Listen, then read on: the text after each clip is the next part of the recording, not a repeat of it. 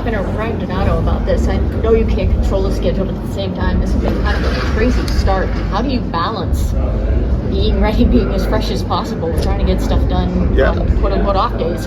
Yeah, well, that's the key. I think, we try and use video as a tool a little bit sometimes, and even today, just not going up and down the ice as much, just doing enough ice breakouts, touching the puck, getting the field, getting ready for tonight. We try and utilize some of the days off that we can, and use the guys' energy for the games, but it is tough sometimes when there is crunches in the schedule, and it just feels like we just came from Dallas and we're going to go there after the game back tonight. But you know what, we're playing some pretty good hockey, so sometimes when you're playing good hockey, you want to kind of continue the games. No lineup changes? No lineup changes other than just Peters starting.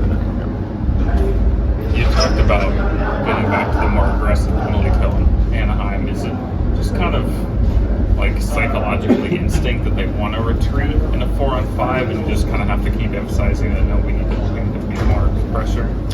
Yeah, sometimes we show some keys to the other teams, and you played some strong power plays like with Dallas and LA over the last trip, and sometimes that maybe psychologically gets into your mind and you're thinking more about them than what you are supposed to do, and the keys that we're supposed to be looking for, like on entries, face-offs, and recoveries off shots. Those are our chances to put pressure and clear. But I thought we had a good meeting before last game, and I thought we did an excellent job in Anaheim. Unfortunately, they got one at the end. But on the most part, today's meeting, we showed some of the keys on a very talented Detroit team, but at the end, Kevin Dean put in some of the 3 or 4 really good clears and keys that we keyed on at the end of that game, just as a reminder and refresher, and that we did do a good job there and want to continue to build on that. Kind of like Isaac Phillips, he's graduated from Rockford, but there's 2 top 10 picks coming up behind them. There's veterans in his way up here.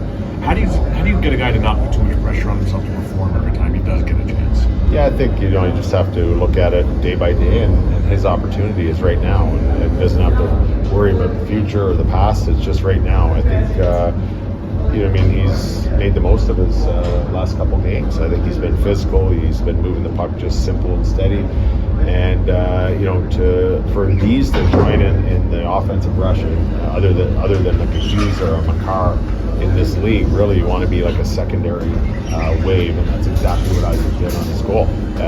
We don't need the D's forechecking or leading the rush.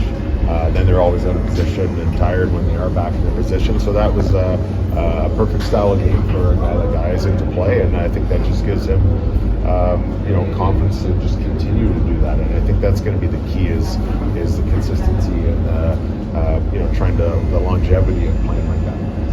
Last time the Wings were in this building, game went to overtime, and you had a recent overtime game. Have you looked at how to get more potency out of that? We've had a little bit of time now just to look at it. A couple of clips on video on just basically it's an extended version of how we want to play 5-on-5. We want to have the puck control, not give it up, right? Especially 3-on-3 where there's so much ice and room out there, and to have a little bit of patience and maybe not attack when it's not a prime A scoring chance, right? Like maybe attack, pull back a little bit, which I know some people hate of the regroups, and they want to take that out of the game, but it's still part of the game, and I think you have to use it to your advantage and try and keep the other team tired because of the long change of the opposite ends. And it doesn't always work out, but I think once you take a chance and you think you have a prime A scoring chance, you better make the most of it and score or get a whistle, because it's going to go the other way for a scoring chance, and it usually does that. It'll go back and forth once one person opens it up. And I think for our team right now, we don't want to necessarily open it up right off the hop. We want to play smart, maybe try and tire the team out, and then look for that chance to change, get fresh guys. And I think that's a really good team mindset for overtime. Doesn't always work out, but I think that's what we're striving for. This team didn't have a winning streak of 3 games since 2 seasons ago. Does tonight kind of offer up a really good opportunity with a Detroit team that's kind of struggling offensively to get a 3rd win in a row? Yeah, and I think we have to look at how we're playing more than how Detroit's playing. I think they're a rival, obviously, more than just in this league. It's just like a city rival. And I think we have to use that as motivation, and more motivation as we got a couple wins in a row, and it's early in the season. You have a chance to climb in the standings. I think that's another motivation.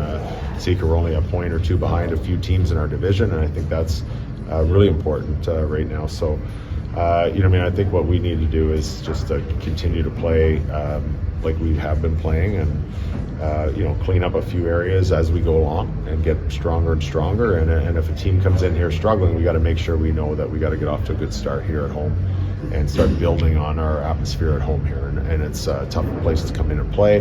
And if you're not ready at the beginning, it's going to be a difficult night, and we got to make sure it lasts for 60, maybe 65 minutes. You just had a back-to-back, and now this is the front end of a back-to-back home road. Does that change your strategy? How do you use people? Do you have to keep that in mind? No, I think you empty the tank. These guys are professional athletes. We're going to do that. We need this win here at home before we start looking at tomorrow. And once we get the win here tonight, I think then we can look at, do we need to do anything different tomorrow in our game plan for a little bit of travel, a little bit of a tired team, but it's a team that we know well. We just played them a week ago there, and I thought we played well. So we got to feel comfortable enough with that when the time comes. So to me, it's one day at a time. How important is a winning streak this early in the season for the psyche of the team? I think that'll be big. I think we feel really good already after two. One was a hard-fought comeback, but I think it was a result of not being satisfied of playing well in San Jose and not coming up with a win. That's not good enough for this team, and I love their mentality about it. And even though we got off to a slow start for whatever reason in LA, I think we were never out of the game with great goaltending. And once we got to the third period, the guys really turned it on, and I think that was motivation from the game before. Which you got to have a short memory in this league, but sometimes that little bit of memory, that sting from the game before, pushed us over the edge in that LA game and got us the win. So, I think we were probably the more tired team on the second game of that in Anaheim after a long trip. But again, because we got over the hump and got the win in LA, it gives you motivation. So I think that winning streak is something that we're going to strive to push as long as we can. But more importantly, I think it's how we're getting it. If we're playing well and we're getting our wins, we can work on little things and adjustments as we go. We all silly like the mayor.